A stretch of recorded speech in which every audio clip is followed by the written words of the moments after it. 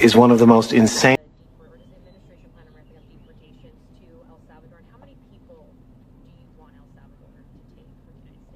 Well, as an example, there are thousands of either trained Nicaragua members left in this country or their affiliates and associates.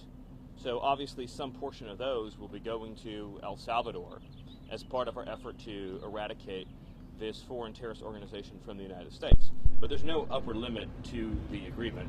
We're going to continue to send foreign terrorist aliens to El Salvador as well as to many other countries.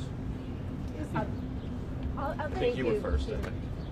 Man, do I sound like an... That's the dumbest thing I ever heard. President asking President Bukele today to send Mr. Abrego Garcia back to the U.S. Again, to be very clear about this, the Supreme Court ruled that the district court cannot, obviously, compel us to conduct diplomacy or foreign policy with another nation. So they overturned the district court order. And they said very clearly that the district court, it was actually a unanimous ruling, overreached in that ruling. I'm not going to reveal any head of state conversations or conversations at the State Department or the lower level, but the important point that we all agree on is that he's an El Salvadorian. That is his country of nativity and citizenship. He is an illegal alien in the United States. He has no lawful right to be here.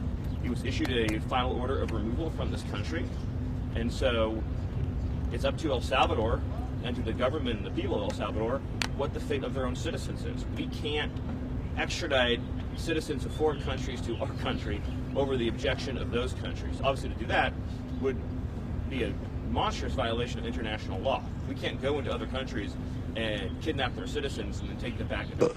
God have mercy upon us.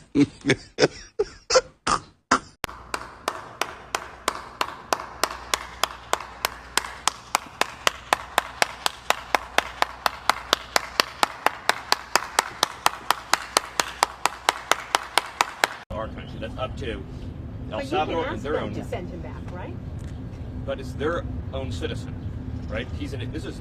So remember, this whole entire conversation has been wrong from the beginning because nobody was mistakenly deported anywhere. That's like the big fact that most of you have gotten wrong. No one was mistakenly sent anywhere. The only mistake that was made is a lawyer put an incorrect line in a legal filing and they've since been relieved of duty. He is El Salvadorian. He is an illegal alien. He was deported to El Salvador. I would welcome anyone here to tell me what country they think we should be sending El Salvadorian illegal aliens to. Didn't a judge order that he not be deported to El Salvador 5 years ago? So what you're referring to is an immigration judge. So that's Article 2, not Article 3. So there was no Article 3 restraint on his removal.